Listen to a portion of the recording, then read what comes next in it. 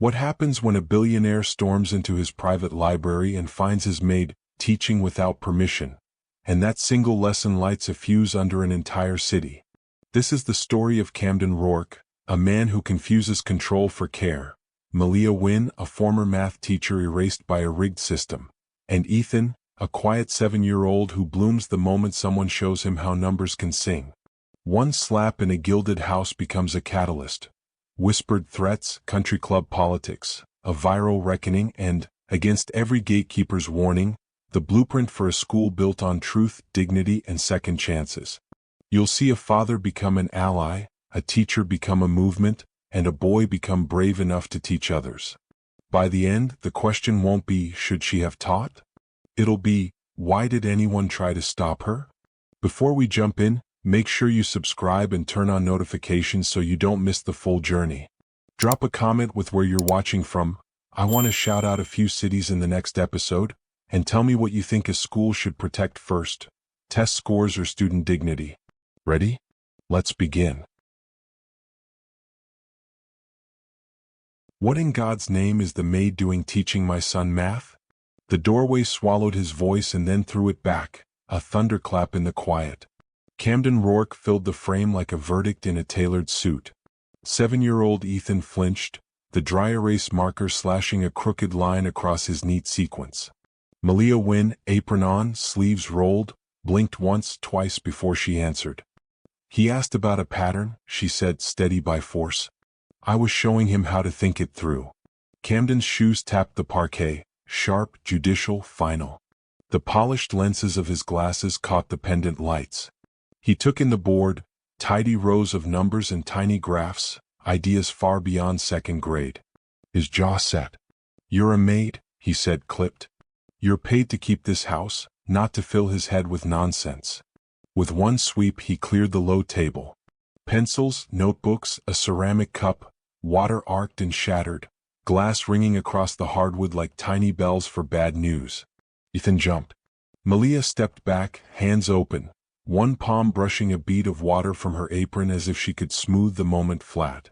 I wasn't trying to overstep, she said, softer. He was curious. That's all. Another voice cut in, frosted and thin. Miss Fairweather, Ethan's private tutor, had a way of arriving without making a sound, like a chilled draft under a door. She stood, arms folded, chin raised. This, she said, is why boundaries exist. A maid, and a black one, lecturing a white child. The disdain in her smile didn't bother with disguise. This is not a daycare. It's a disgrace. Malia didn't fold.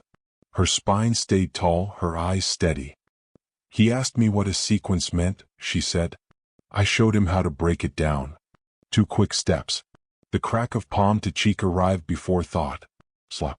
The sound echoed down the long library with its proud, breathless shelves. Malia staggered, hand to her face, heat blooming under her fingertips.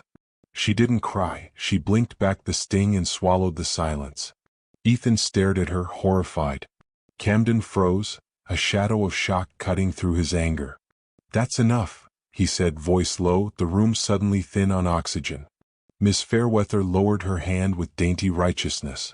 Then you handle it, Mr. Rourke. But mark my words, if you let her near him again, people will talk. Malia glanced toward Ethan.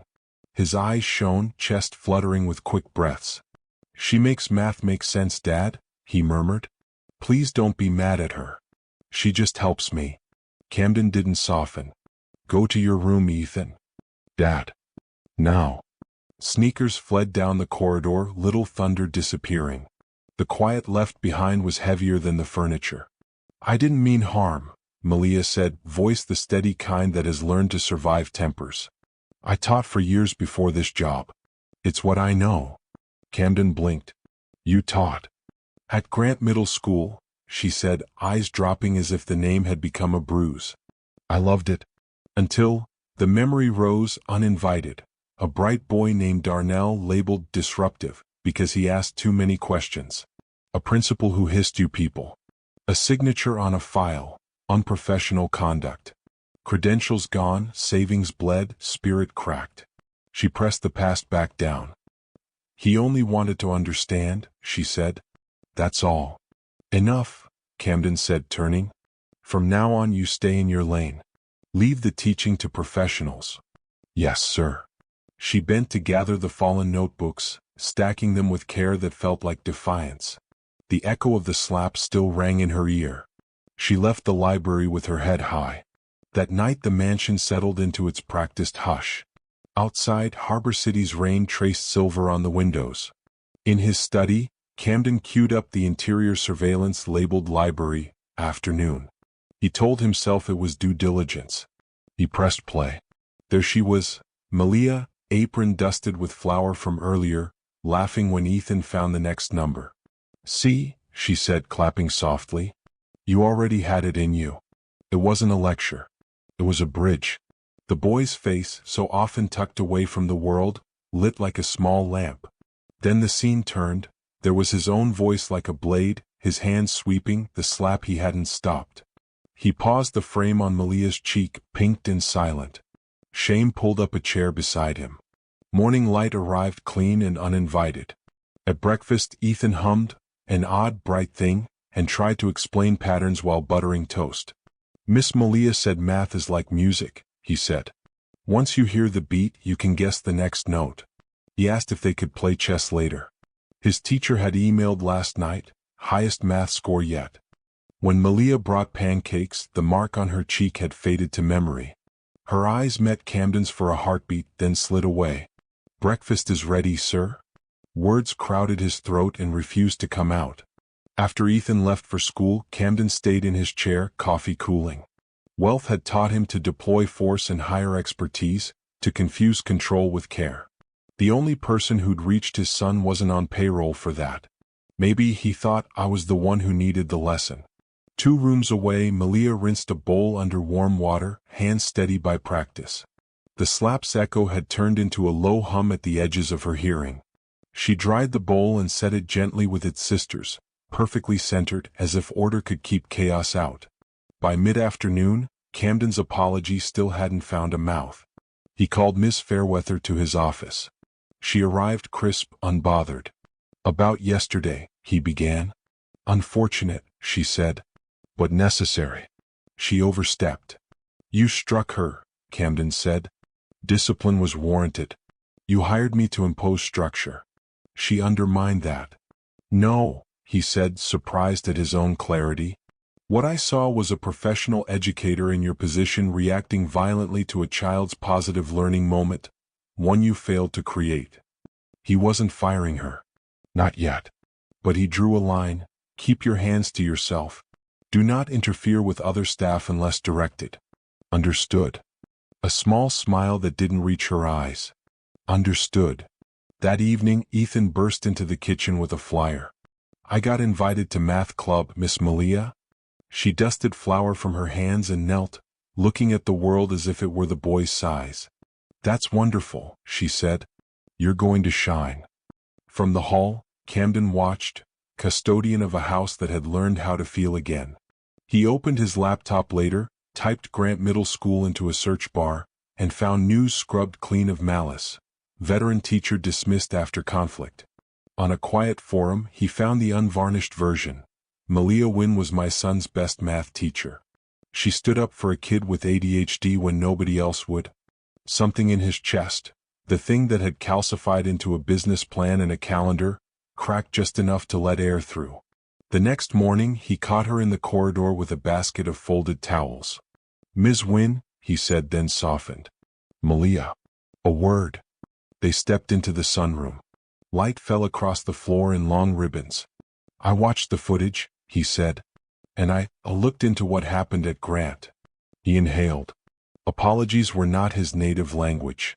You were out of line to step into a role you weren't hired for. I was more out of line in how I handled it. A beat. I'm sorry. Her eyes widened like someone hearing rain on a roof for the first time in months. Are you apologizing, sir? I am. He glanced toward the garden, where a small boy had started to look like a small son. And I'd like you to keep helping Ethan. Quietly. Informally. Exactly what you were doing.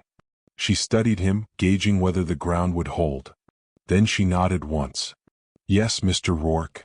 her hand on the doorknob. "One more thing," he said. "Your work with him, it matters more than I knew." For the first time since she'd arrived, she smiled, not the polite, useful smile, but the other one, soft, steady, durable. "Thank you."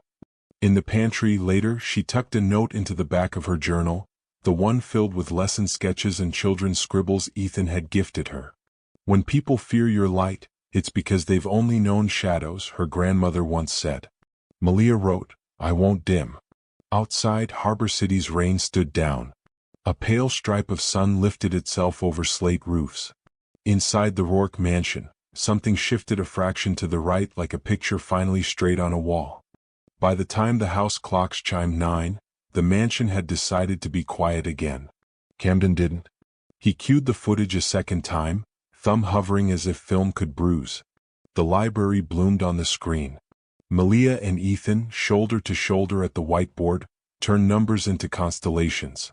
"Pretend each number is a star," Malia said, tapping a gentle rhythm. "You're looking for the one that shines next." Ethan giggled. "Like Orion."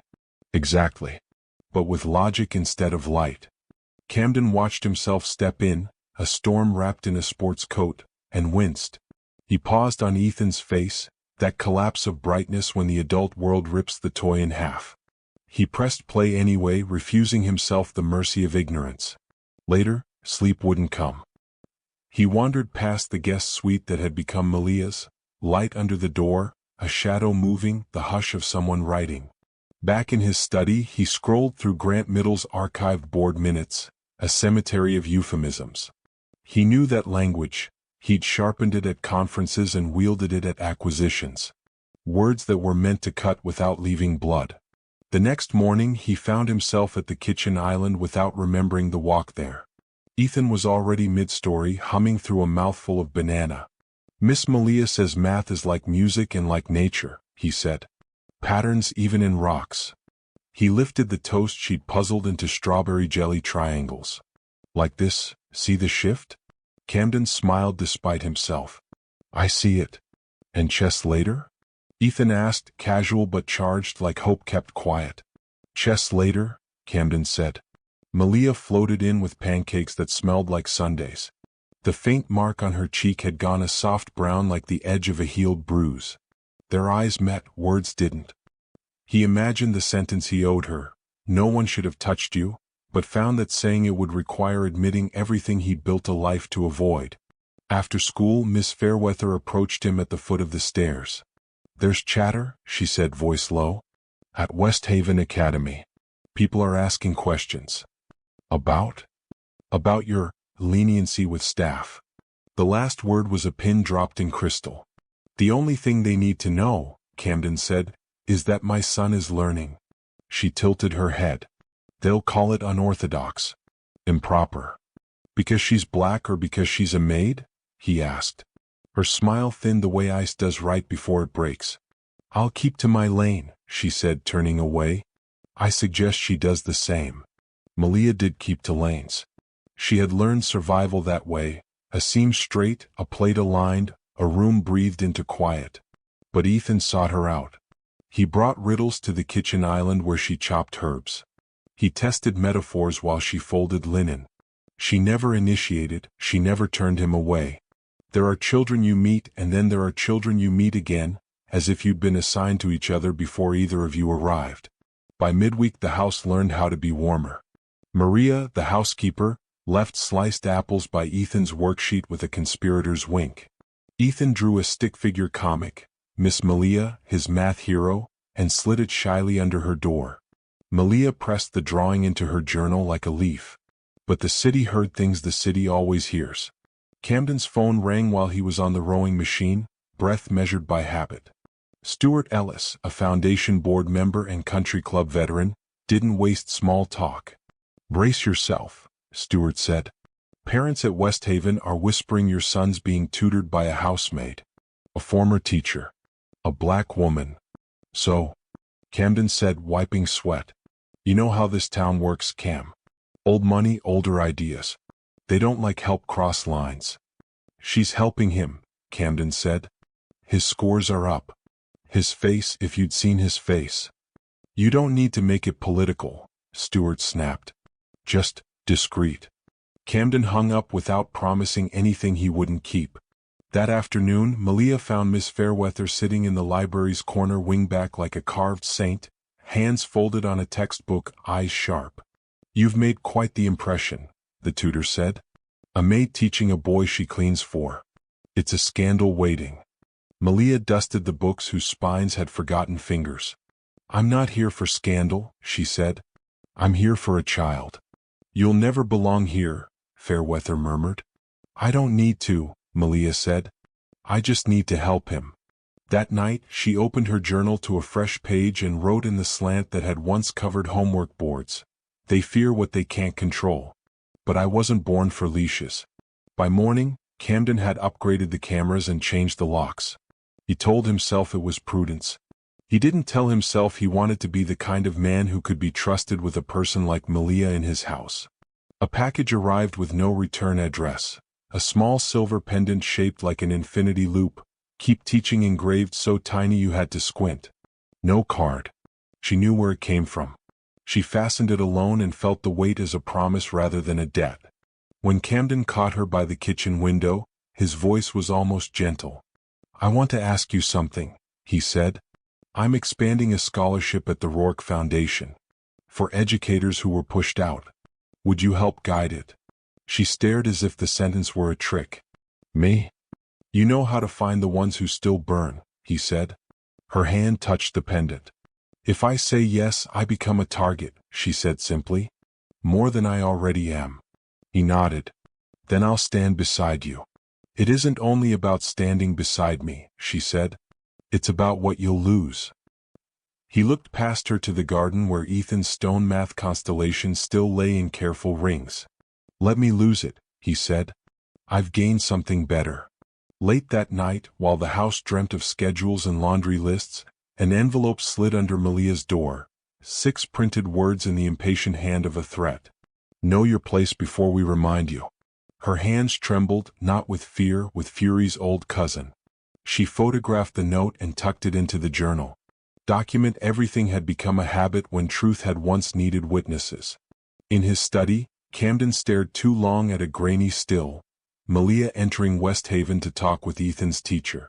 On the back, in red marker, someone had written, Your choices have consequences.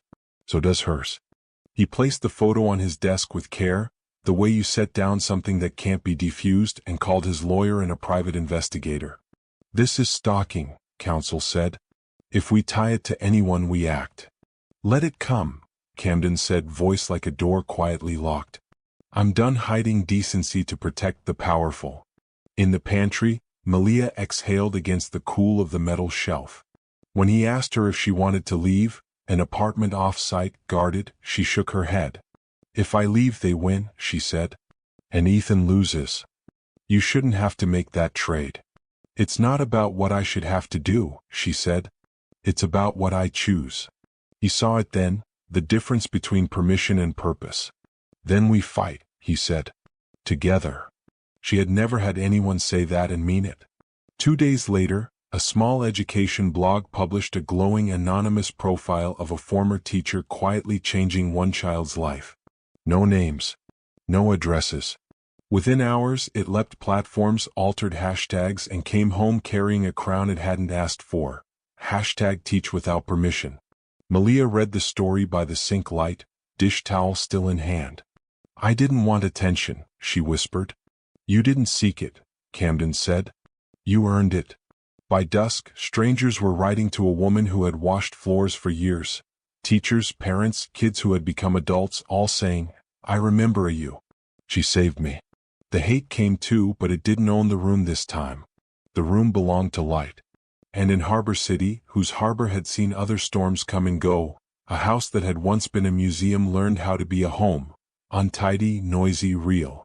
The cameras hummed. The rain took a day off. Under the kitchen window, basil grew in a small green riot. Malia rinsed a bowl and let it drip dry without wiping it to perfection. It felt like a tiny rebellion. The first call came just after 8. Camden was a sheen of effort in his home gym when Stewart's voice landed like a paperweight. 2 donors, Stewart said. threatening to pull if the foundation politicizes education with this maid teacher thing.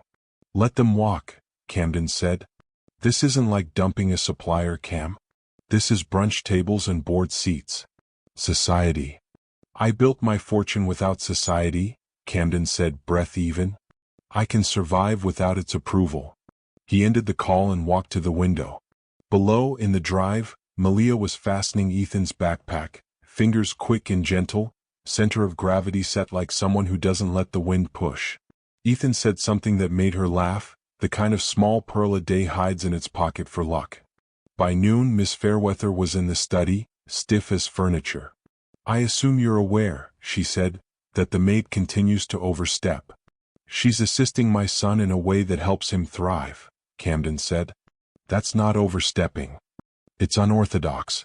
Improper. A beat. Unsuitable. Unsuitable because? Silence stretched itself tall. He didn't raise his voice. We're done here, Miss Fairweather. Her eyes sharpened. You'll regret undermining your own educational interests. Thank you, he said and meant, leave. That evening, Malia found a small box on a library shelf with her name in black ink. Inside, the silver infinity pendant she already wore? No, this time a matching key fob etched with a single word, brave. No note. She placed a hand to her throat. Kindness could be as startling as cruelty. The next morning, a woman introduced herself at the gate as Paula Everly. Creamwool. Pearls. The kind of smile that finds its edge in other people's throats. Mr. Rourke, she said in the foyer, crisp as a freshly ironed lie. I'm on the Northcrest board. We're hearing concerns. Then you know why you're here, Camden said. Let's not waste time. In the study, Malia stood at the window, hands folded, not in deference, in refusal. Paula sat with the unhurried poise of someone used to being granted rooms she didn't earn. Your maid's story, she said, careful with the possessive, is gaining attention. The board is willing to offer a resolution. Quietly. She laced her fingers. An official apology. Seal. Reinstatement of her license. A public statement about second chances. Pause. In return, no lawsuits, no more media. Malia stared. You're offering closure, she said. Of a kind, Paula said. And what you want, Malia said, is silence. I'm offering dignity, Paula said, that sweet lethal. No, Camden said. You're offering containment. Paula's smile held like porcelain. You're making a mistake. You'll lose board support, donor capital, favor. If I accept, Malia said, voice steady, I lose my voice. Paula stood, smoothing her skirt flat of wrinkles that didn't exist. Think it over, she said, not quite a threat and altogether a threat. She left without turning her back, like leaving a lion without blinking. The room stayed very quiet. Malia counted her heartbeats to 5 and then let out a breath. That felt bigger than a meeting. It was, Camden said. You didn't just refuse a deal. You refused the terms of your erasure. That night, a journalist named Darius Hale knocked at the gate. A man in his late 20s with a satchel and eyes like someone who'd learned to speak truth in rooms that only liked it in theory. I'm not here to cause trouble, he said when Malia met him in the foyer. He smiled, a little stunned to be here, a little like coming home. You were my favorite teacher, Ms. Wynne. Grant Middle, remember? You said don't memorize the formula, understand the why. Malia's laugh arrived small and incredulous. You remembered? I remembered everything, he said. Especially the day you stood up for Darnell. I got expelled anyway. But you taught me I was worth defending. He reached into his bag, set a folder down. I want to run your story. Not the sanitized one. The real one. We can control the narrative. Malia touched the folder like it could bite. I'll think about it, she said. That's all I came for. To ask. He paused at the door. You're still the best teacher I ever had. 2 days later, his article dropped with a thud you could hear in rooms that had never learned to listen. Fired but not forgotten. The educator who teaches without permission. No names. No address. The internet didn't need them. It found itself. Comments poured like rain on a roof. Teachers wrote, parents wrote, old students wrote in the first urgent person. A movement coalesced in a hashtag that had once been a whisper in a pantry. Hashtag Teach Without Permission didn't belong to Malia, but it grew from her. Paula Everly wasn't done. She arrived a week later with two men who smelled like golf and legacy. They asked to speak privately. Camden let them into the study, and Darius, who had taken to showing up like a watchdog with a byline, followed them later to a country club lounge and recorded what people say when they think the acoustics belong to their kind. Women like that never know when to stop, one of the men said. Paula's lips pressed into a line. We'll restore her dignity if she restores our quiet. The follow-up piece dropped Sunday night, not waiting for the week to give it permission, The Price of Silence. It quoted the lounge conversation without apology. By Monday, Paula had stepped down for health reasons, and two board members went with her like pearls rolling off a string. Back at the mansion, Malia sat on her bed with her phone face down, breathing. I didn't ask for this much attention, she said when Camden knocked. I wanted to help a child. You didn't ask, he said. That's why it matters. He held out a small box. Inside, a brushed brass nameplate. Malia Wynn, Director, Rourke Foundation, Educator Renewal Program. You're offering me the role, she said, airless. I'm offering, he said. I already printed the plaque because I know your answer. She laughed, a sound like a window opening. Yes. He exhaled, something relieved and older than pride. Then let's get to work. He didn't tell her that two donors had already walked. He didn't need to. The house felt different. Warmer. Riskier. True.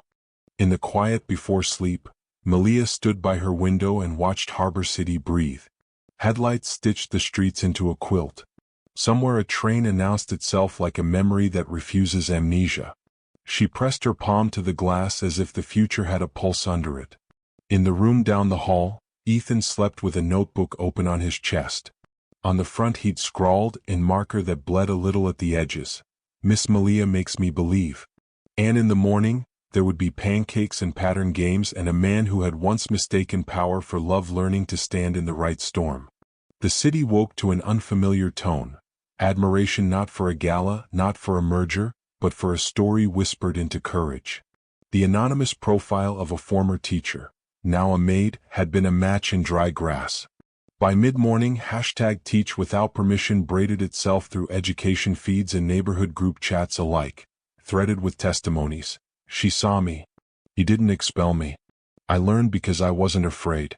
Malia stocked the pantry with flour and sugar like any other Wednesday. Outside, Harbor City's blue sharpened to the kind of day that refuses rain. Inside the Rourke mansion, the staff moved with a quiet that felt more like attention than fear. Maria slid a plate of sliced pears onto the island, then squeezed Malia's shoulder. Some lights, she said in an accent that warmed syllables, you can't turn off.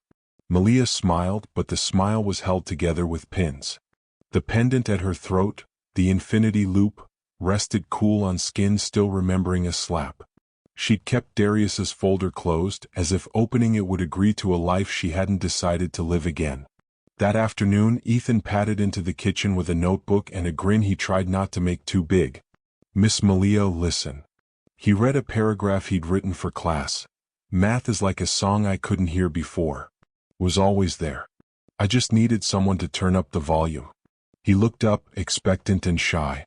It's beautiful, she said. You turned a feeling into a sentence. He glowed. In his study, Camden had traded spreadsheets for news alerts. Every ping rethreaded a worldview he'd hemmed too tight. Interviews requests trickled in, then arrived like a burst pipe. Local morning show, national education podcast, an outlet he despised for its veneer of neutrality. He said no to all. It wasn't his story, and he had learned lately to step out of frames that didn't belong to him. When Darius texted, decisions live better in daylight, Malia answered with a time and a place. The back booth at Hudson and Rye, a coffee shop that still believed in ceramic cups. He arrived with his satchel and the nervous energy of a man entering a sanctuary. I won't move a comma you don't bless, Darius said, palm open over the folder. I'm not after revenge, Malia said.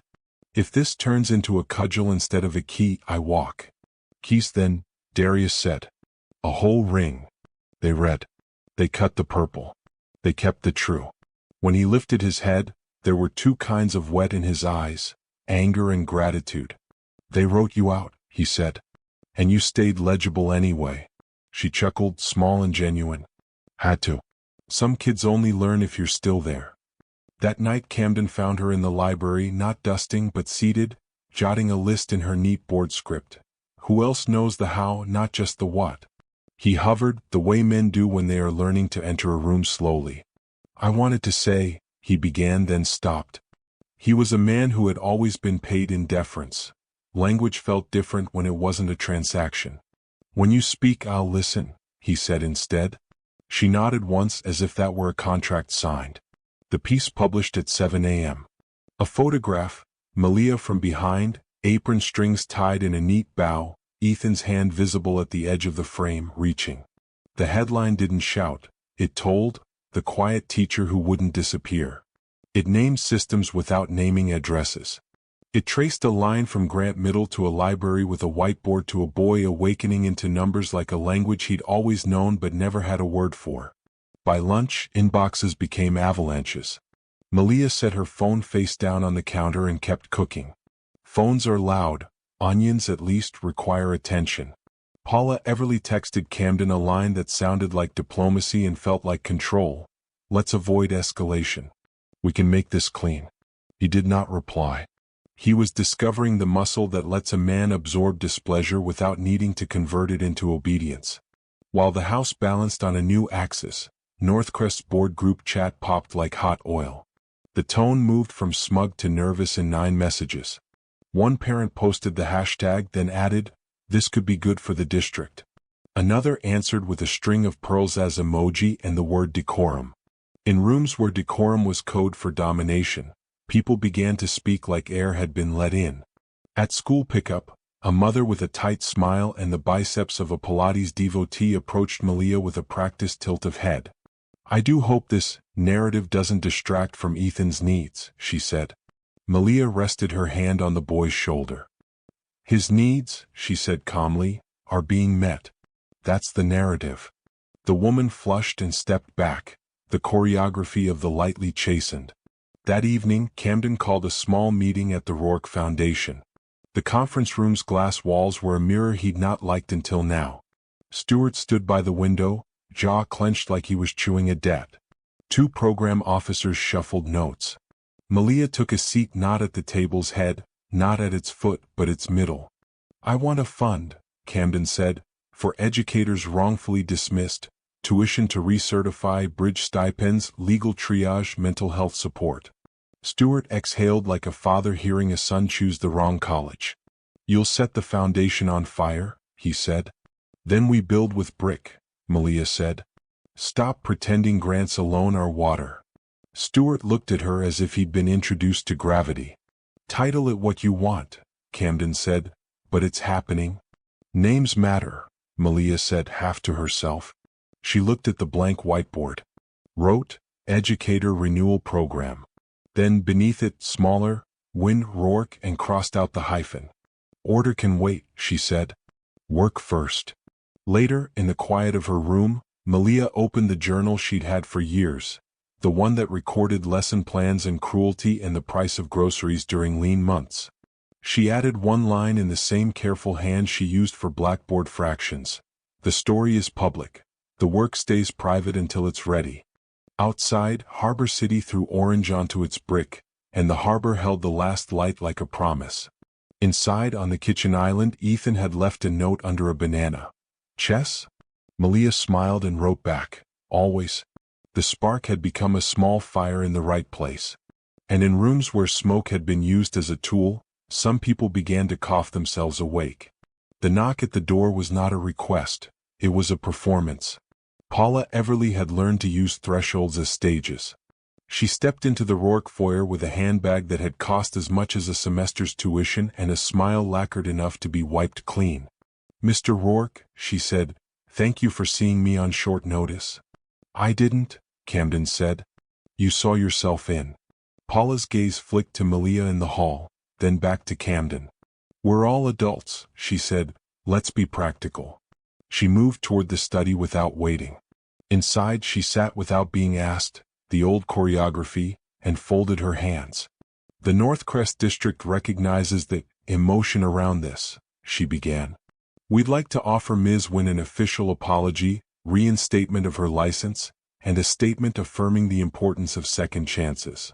She met Malia's eyes. In exchange, no suits, no interviews, no further amplification. It was well-tailored coercion. It would have fooled a younger Malia, the one who still believed that official meant true. Closure, Paula said, sweetening the lie. You deserve it. Malia understood suddenly how words could be dressage, trained, precise, and unnatural. You're offering a gag order, she said evenly. In a silk wrapper. Paula's smile thinned. I'm offering dignity. No, Camden said. You're offering containment.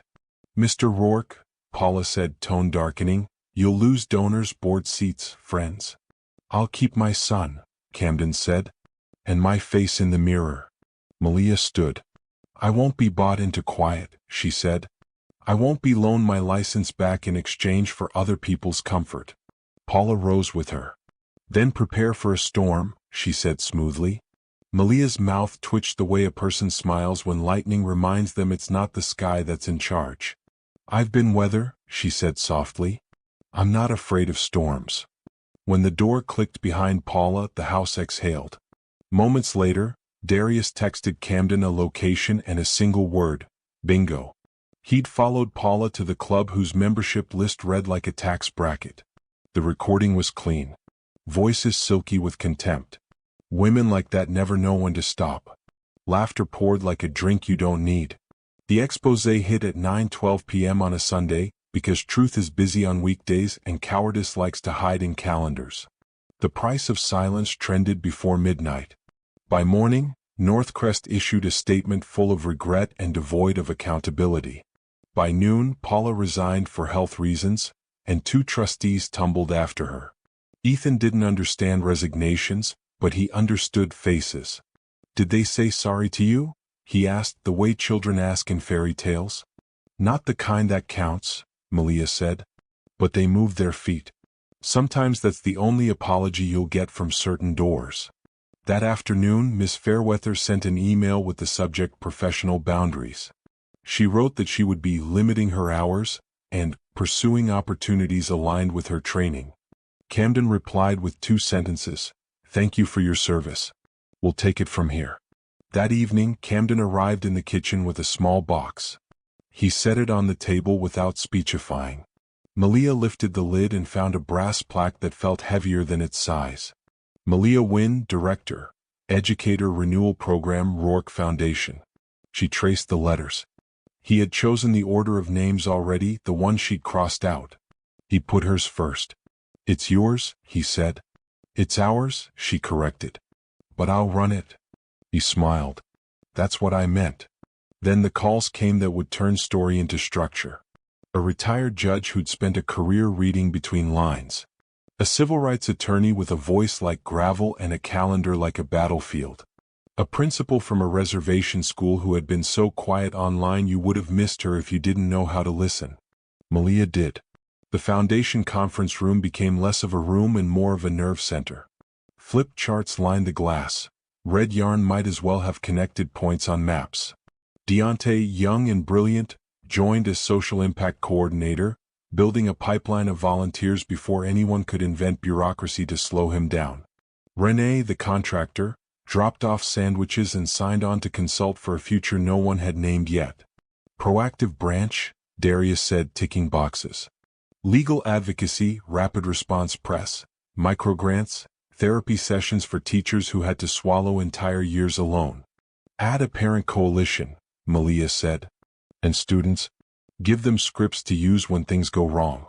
Kids shouldn't have to improvise against adults. Camden watched the way people leaned toward her when she spoke.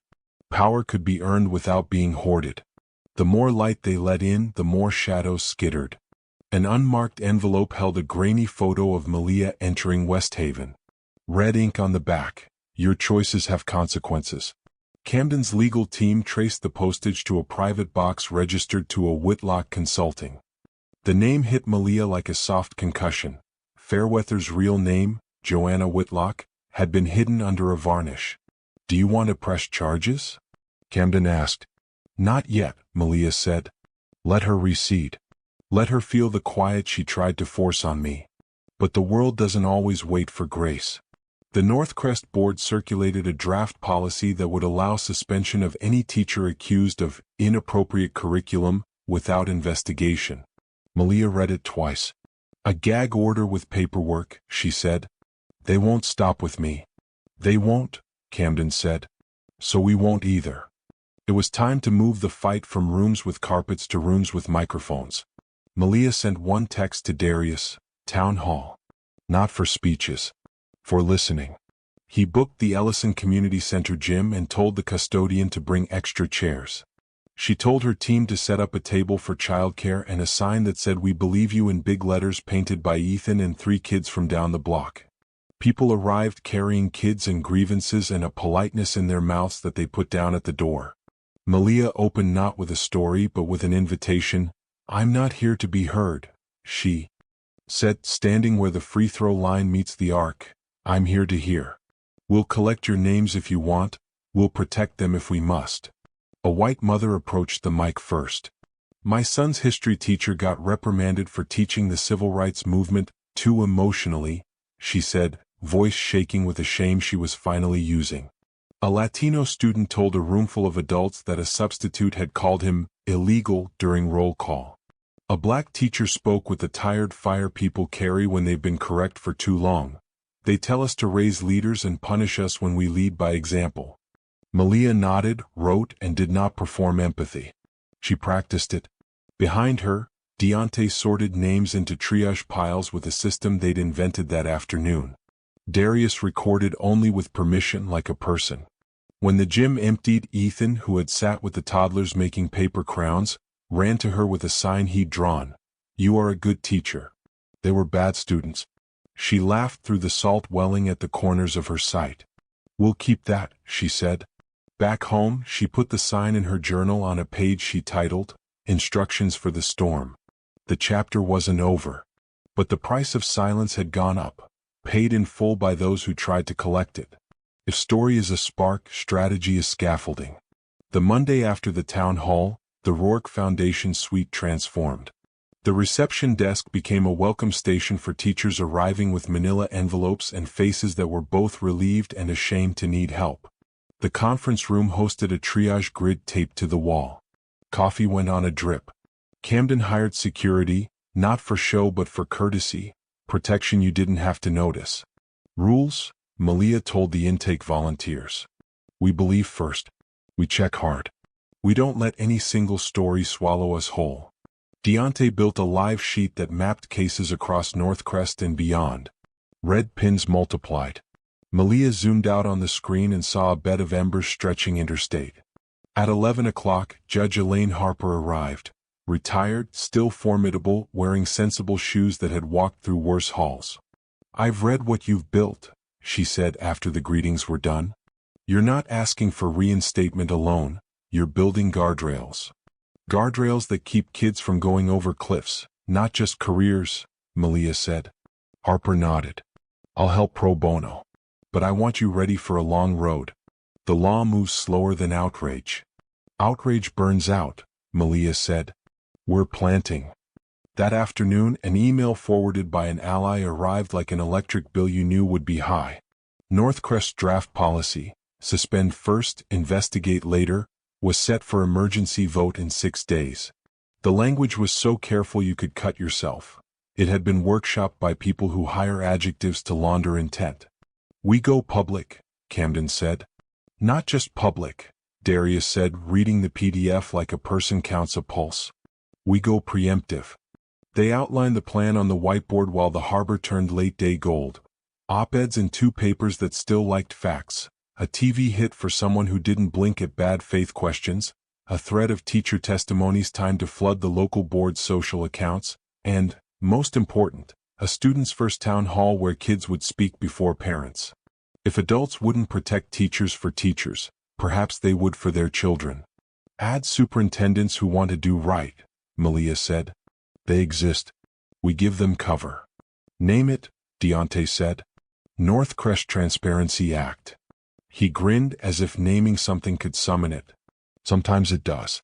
Miss Fairweather, Joanna Whitlock, hovered at the edge of Malia's thoughts like an ache you can't stretch away. She had been quiet since her resignation email.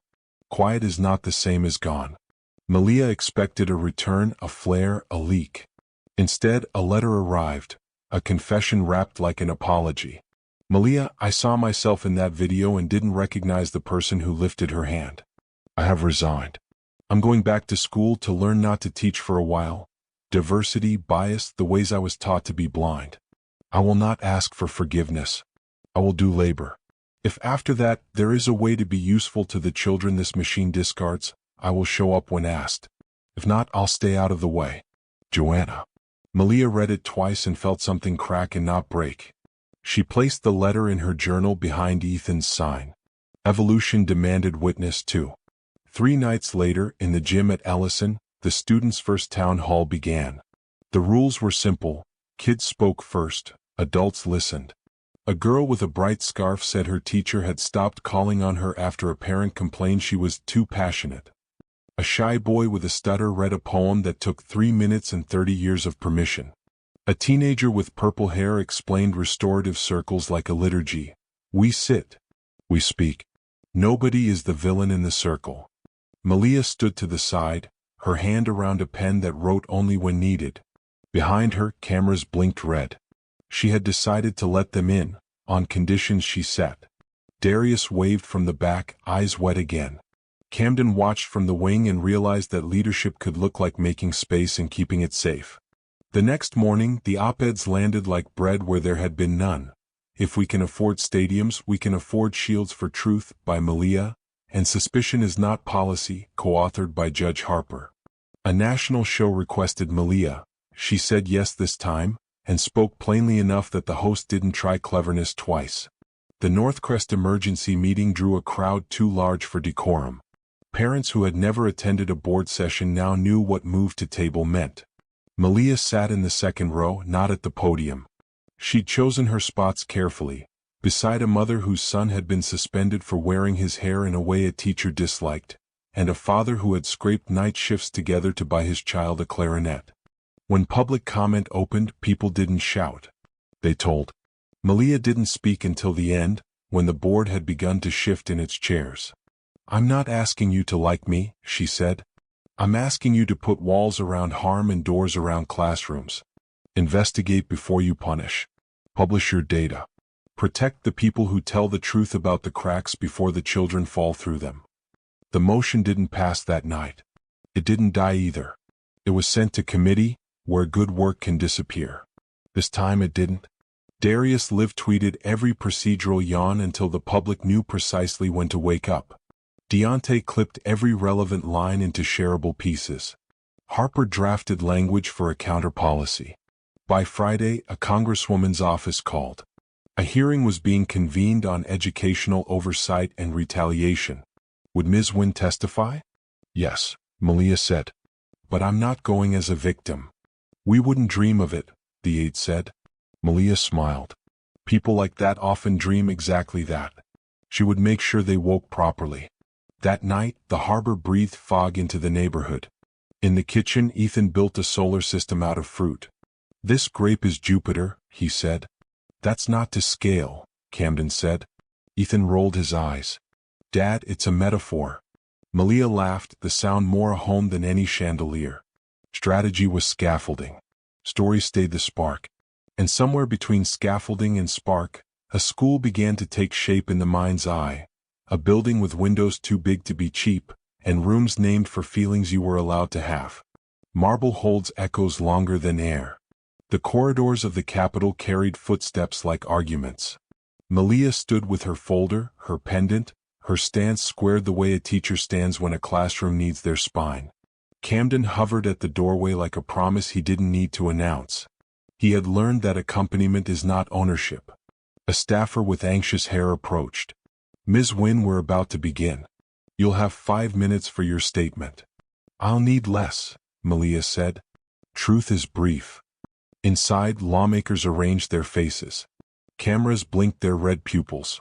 The chair tapped a gavel like a metronome for performance. Ms. Wynne, the senator said, you may begin.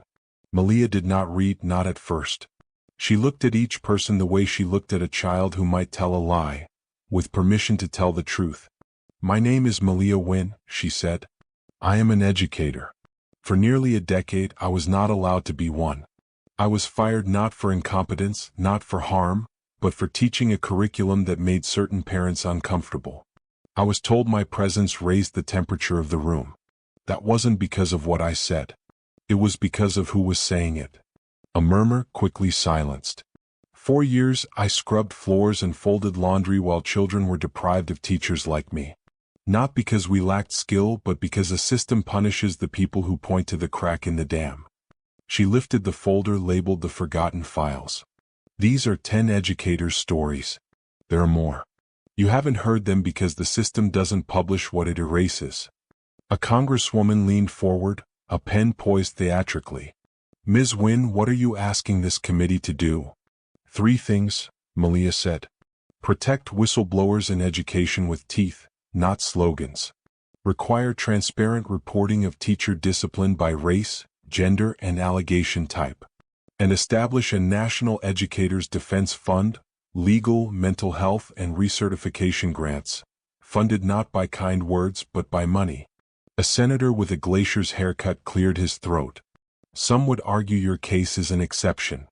Mostly working, Malia said, is not good enough when you are the one it fails. She could have said more. She chose to stop. Silence sometimes carries farther. When the hearing adjourned, applause came not from the dais but the gallery. Teachers, parents, students who had taken a day off believed to come watch one of theirs turn it into law. Outside, cameras gathered like moths. Malia did not give sound bites. She gave a sentence: classrooms are mirrors. Make sure every child sees a future in them. Back home, the Rourke Foundation announced the Educator Renewal Program with Malia as director. The press release was short. The website was not. It included intake forms, a public ledger of grants, a map of partner districts, and a tab labeled what to do the day after they try to break you. 2 donors fled. 3 arrived, quieter, smaller, unbothered by rooms that grade humaneness. At dusk, Camden drove Malia to a vacant lot on Harbor City's south edge. Warehouses slept along one side, the other open toward sky. A temporary sign leaned in the dirt: Future Site, Wynne Rourke Learning Center. You named it, Malia said, heart stumbling like a person who's been handed good news and is checking for the fine print. Ethan insisted your name go first, Camden said. He said it was math, order of operations. She laughed, a sound that felt like a permission slip. She stepped onto the lot and closed her eyes. She could see it. Windows that gave the sun permission to flood in, a calm room where being sad was allowed, a math room hung with constellations, a garden that taught angles with trellises. Hallways wide enough for dignity to pass. You sure? She asked. I have never been more sure, Camden said. Malia knelt and pressed her palm into the dirt like a promise. When she stood, soil creased her skin. She didn't brush it off. The phone buzzed with a call from Darius. You broke them open in there, he said. The clip is everywhere. I didn't break them, Malia said. I told the truth and they heard it out loud. Same thing, he said. Sometimes. That night, back in the kitchen, Ethan constructed the universe again with fruit, this time adding a comet made of a twist of orange peel. We need a room, he said, for when kids are mad. What would you call it? Malia asked. The okay room, he said. Because being mad is okay. Done, she said. And meant it. Outside, Harbor City's cranes slept, their necks bowed like old birds. Inside, a boy and a man and a woman who had once been erased drew a building with food and sentences and the kind of hope that doesn't ask permission. By the time the permits cleared, late autumn had turned the elms to gold and the air to a clean blade. Renee, hard hat askew and grin correct, walked Malia through the stakes pounded into earth. You keep changing these windows bigger, she teased. Sunlight costs. Let it, Malia said. Children need light more than drywall. Ethan bounded across the gravel with a spiral notebook labeled My School Ideas. He'd drawn boxes for rooms and arrows for routes and a legend that included Butterfly Garden, Quiet Cave, and Dream Wall. Malia flipped through the pages reverently. Best architect I've ever met, she said. Construction crews learned quickly that the woman in the blazer and hard hat wasn't a donor with opinions. She was a principal with reasons. She asked about air quality. She asked about acoustics. She asked where the power outlets would go because a classroom dies if the cords trip Joy. At the foundation, applications for the educator renewal grants filled a shared drive. Malia read them at a wooden table beneath a ficus that had outlived 2 administrations. A science teacher pushed out after refusing to fudge test prep. A black principal labeled divisive for integrating the gifted program. A white history teacher fired after reporting a colleague's slur. The common denominator wasn't race, it was punishment of integrity. We can't save everyone, Deontay said gently, bringing tea. We can make it harder to hurt the next one, Malia said. A package arrived at Malia's home. No return address but a familiar hand. Joanna Whitlock had mailed a thick folder. Inside 10 stories. 10 lives bent by bureaucratic cruelty. A letter clipped to the top. They trust you more than me. Use this as you see fit. Malia didn't forgive, she filed. Then she texted Joanna one line. Do the work. Then we'll talk. Camden, learning to prefer usefulness to theatrics, spent mornings at the site and afternoons fundraising with a script that replaced flattery with clarity. This isn't charity, he told a room of people accustomed to being thanked for mere attendance. It's repair. If you want your name on a wall, buy a museum. If you want a better city, join this. Some left wallets on the table because they liked new money that didn't beg. Others left in a huff, because entitlement needs to be flattered to part with anything. The ledger balanced differently now. Fewer commas. Fewer strings.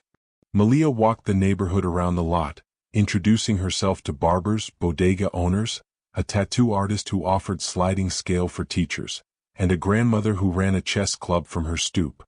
Bring them, Malia said. We'll feed them and let them play. At the Northcrest office, committee meetings dragged like bad opera. The punitive policy languished, not dead, not alive, Schrodinger's harm. Judge Harper had prepared an alternative. Investigate, then decide. A policy with teeth that chewed procedure into fairness. It picked up unlikely allies. A libertarian who hated sloppy process. A pastor who'd watched too many children punished for the curve of their accent. Darius's next piece, Blueprints for a School That Doesn't Lie to Kids, went viral for a reason nobody had anticipated. He posted the actual floor plans and made them public domain. Copy us, he wrote. Improve us. Just don't wait for permission. Applications for jobs at Wynn Rourke poured in. Many applicants carried scars. HR notations that said tone, fit, or team player in ways that meant obedience. Malia read between lines like sheet music.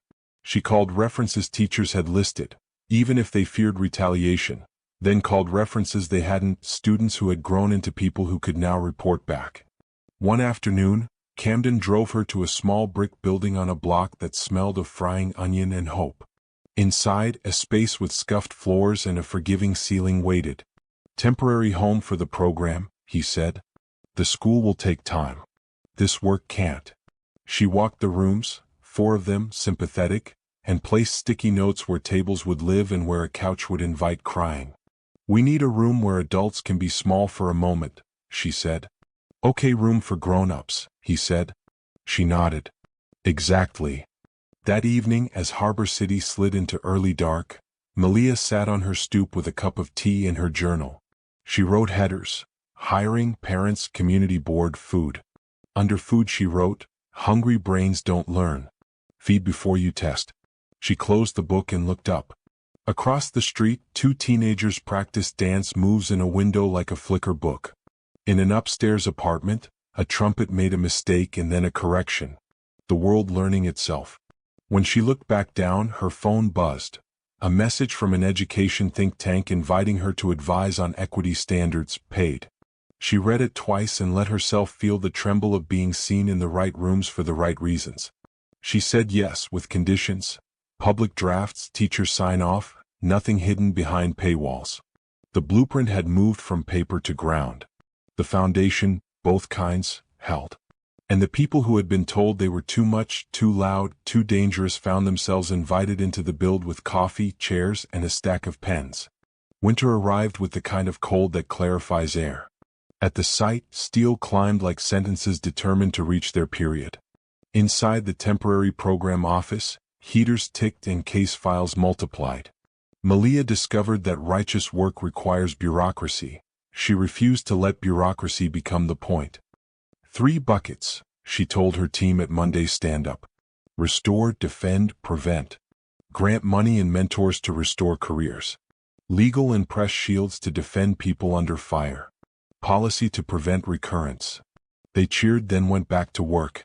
You don't get applause when the job is paperwork that lets someone sleep. A message arrived from Joanna. I'm in a certification program. Volunteering nights at a literacy center. If you ever need someone to sit in the back of the room and sharpen pencils, I know how to be small now. Malia typed, deleted, typed again. Keep showing up where nobody claps. That's the only proof that matters. She did not invite. Not yet. A door can be open and guarded. In the city, opposition didn't vanish. It adapted. A new pack formed with an anodyne name, Parents for Clarity, that sent glossy mailers about age-appropriate learning and community values. The stock photos were diverse. The policies were not.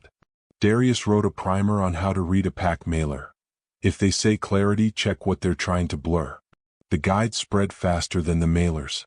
Malia's days filled with teacher interviews that were part confessional, part hiring panel, part triage. She asked for a lesson always. She wanted to see how people's hands moved when they explained fractions, how their faces softened when a student got the thing that had been hiding in their head. Teaching is 2 parts craft, 1 part love, she told Deontay. If you don't have the love, the craft can turn cruel. At night, she took Ethan's calls about homework and bad cafeteria pizza. He had begun mentoring a younger student at West Haven, the kind of kindness that replicates quietly. You turned him into a teacher, Camden said, astonished. He turned himself, Malia said. I just reminded him he could. Amid growth, the threats didn't stop. 2 anonymous texts, 1 photo of the lot at night with a timestamp. Camden's security team traced them to a burner that pinged off a tower near the country club. Old power had learned new tools. Malia refused to shrink. She adjusted her routes, let someone walk her to her car, and kept the pendant at her throat like a steadying touch. Then came the envelope that wasn't a threat. It was a report, a quiet HR leak from Grant Middle surfaced, a memo in the former principal's hand years back. Ms. Wynne is capable and intimidating to the wrong parents. She won't last if she keeps pushing back. Reading it was like hearing a diagnosis you had always known. I'll fund a suit if you want it, Camden said, eyes lit by the kind of rage that had learned to serve rather than demand. Not yet, Malia said. The story is making room. The courtroom can wait until it helps others more than it hurts me. He nodded. He had learned to trust her calculus. The Rourke Foundation launched a new branch at Malia's insistence. SHIELD, a legal/press rapid response unit. A teacher under attack could text a number and receive a call in 5 minutes, a statement in 30, and a lawyer by morning. They trained a volunteer cadre of media-savvy parents to flood comment sections with facts, not flames. Teeth, Deontay said, admiring the dashboard. We grew teeth. And tenderness, Malia said, pointing to the column labeled care. Therapy sessions booked, childcare stipends reimbursed, community meals delivered to families during hearings. On a quiet Wednesday, Joanna asked for a meeting at a coffee shop. She arrived small, not shrunken but made precise by accountability. She did not reach for Malia. She did not cry. I won't ask you to forgive me, she said. I'm asking to listen. Malia resisted the easy drama of a cinematic reconciliation. She said, Tell me 3 things you have unlearned. Joanna did. They were not rehearsed, they were hard-won. Now tell me what you plan to do that doesn't center you, Malia said. Joanna spoke of stapling packets and cleaning up after meetings and making sure the coffee is good. Low work is penance and practice. Malia nodded. Send me a calendar of your hours at the literacy center, she said. One day maybe we will ask you to sharpen pencils. They parted without hugging. Progress is sometimes a nod on a sidewalk. At the site, windows went in. The OK room received a coat of blue-gray paint you could fall into. Ethan helped stencil the words you're allowed high on the wall. The Galaxy math room got a ceiling mural, stars mapped to prime numbers, comets trailing divisibility rules. Teachers who had been told their careers were over cried when they walked the halls of a building not yet finished. They cried quietly like people who have learned to protect their softness. That night, Malia stood in the skeleton of the atrium and listened to the building sound like a giant instrument tuning.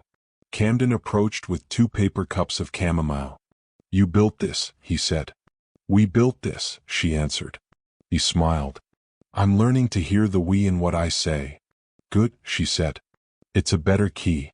Outside, snow began to decide whether to fall. Inside, a woman once erased and a boy once silent and a man once hardened watched something take shape that was bigger than any apology. Teeth for harm-doers. Tenderness for the harmed. Both necessary. Both in the blueprints. Spring arrived early as if the city wanted to be ready. The Wynne Rourke Learning Center stood complete. Brick stubborn, glass generous, hallways wide, corners curved. On opening day there were no celebrity guests, no drone shots, no speeches long enough to steal attention from the kids. There were folding chairs. There was a ribbon the color of the harbor at 8 a.m. There was a pair of scissors that had cut weddings and funerals and now cut beginnings. Camden spoke first, briefly. I built money, he said. It didn't make a boy smile. Malia did. This isn't charity, it's correction. Applause not polite. Then Malia took the mic. She adjusted it a fraction the way she adjusts everything, enough to fit the truth. I was never supposed to be here, she said, voice steady but warmed by joy. I played school in my grandmother's backyard using scrap paper and stubbornness. I was told later that the front of the room didn't fit me. I believed them for a while. Then a child reminded me that teaching is just finding doors and holding them open. She looked out over faces glossy with "We made it." This school is a mirror, she said. You will see yourself here. The ribbon fell. Sounded like laughter. Inside, the building did what buildings rarely do. It made room for softness and rigor. The OK room held beanbags, weighted blankets, and a window that framed sky. The Galaxy math room swirled with constellations and number lines. The library smelled like paper and lemon oil. Teachers, some returning to their craft, some starting new, wore name badges made by kids and the kind of expressions that happen when work and worth match. At the assembly, a student poetry reading turned the gym into a chapel. A boy who had been suspended 3 times at his last school read a haiku about belonging that made the PA system feedback in sympathy. A girl whose mother cleaned houses for a living read an ode to hands that clean and hands that build and how sometimes they are the same hands. In the crowd, Darius wiped an eye he pretended was itchy.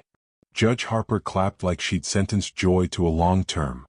Deontay snapped a photo of the "You're Allowed" stencil and sent it to the intake listserv with the subject "For Bad Days." Renee took a bow at no one and then went to fix a squeaky hinge she had been pretending not to hear. Toward evening, when the initial rush had calmed and the last of the cookies had been triaged, Malia walked alone through her school the way a captain walks the deck after storm. In the library she found Ethan asleep in a beanbag, a book open on his chest.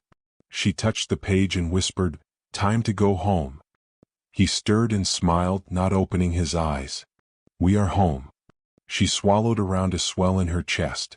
"We are." Word spread beyond Harbor City. Districts called, not asking for a franchise but for the manual. Malia released everything. The floor plans, the policies, the hiring rubrics, the shield protocols, public domain. "Copy us poorly and fix it," she wrote. "Copy us well and share it." A year later, Malia drove to the small cemetery where her grandmother lay under a tree that insisted on shade. She knelt and placed lilies grown in the school garden. "I did it," she said, then corrected herself. "We did it." Footsteps approached. Camden, Ethan, Darius, Maria, Judge Harper, Deontay, Renee, and 3 teachers whose lives had turned in that building. Ethan placed a laminated sign by the stone. She taught someone who taught the world. They stood together, not long, not performative. Then they left, because children were waiting tomorrow at a school that had learned how to be both shield and shelter. On the drive back, Harbor City looked like a place with a future it wanted to keep. The Rourke Foundation ledger showed fewer large checks and more small ones. The Educator Renewal Program's dashboard ticked past 100 teachers restored or shielded. The Northcrest policy that would have suspended first and asked later died in committee. A different policy took its place. Investigate, then decide, with Malia's fingerprints faintly visible in the footnotes. That night, Malia sat on her porch with tea, the pendant warm against her skin, her journal open to a fresh page. She wrote 3 words: break the cycle. She added a 4th word after a breath: build. Inside, her phone buzzed with messages. Some praise, some pain, some logistics. She let it buzz. The work would be there in the morning. The school would open its doors and remember that a classroom is a room where truth is spoken and dignity is defended. Sometimes with tenderness, sometimes with teeth, always with love. And if the wind picked up, if the old guard remembered how to whisper, if new versions of the same harm tried to learn new names, the city would have an answer it had built itself. A teacher who wouldn't be erased, a boy who learned to teach, a man who learned to stand beside, and a door that stayed propped open with a brick heavy enough to matter. Because the greatest classrooms aren't always bounded by walls. They're made wherever someone says you're allowed.